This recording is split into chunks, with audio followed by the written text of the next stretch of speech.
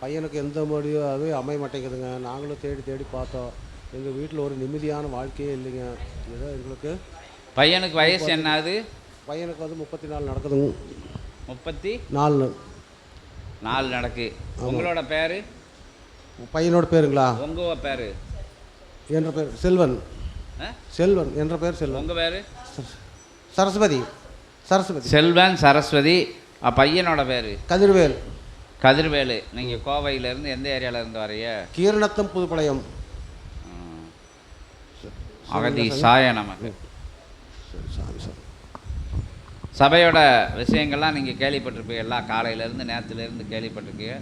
முதல் நிலையில் முழு நிலையில் சபையை வச்சு வணங்கி அகத்திய பெருமானில் சமர்ப்பணம் பண்ணி கேட்போம். என்ன பையனுக்கு வயசு? பொண்ணு பார்த்துக்கிட்டே கிடைக்க மாட்டேங்குது.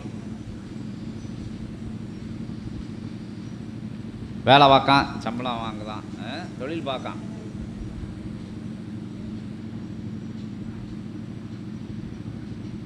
பையனையும் ஒரு நாளைக்கு இது கூப்பிட்டு வரணும். எதுக்கு வர சொல்லணும். கூப்பிட்டுவாங்க.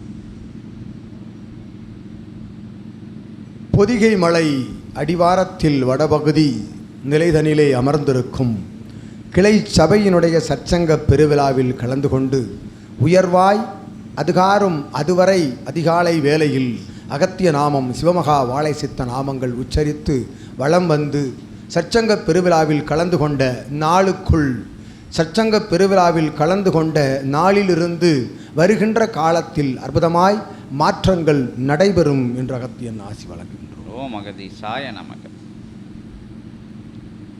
சொல்லி எப்படி வழிபாடு பண்ணணும்னு சொல்லி கொடுத்துருங்க. என்ன என்பற்று வாழ்க. நீங்கள்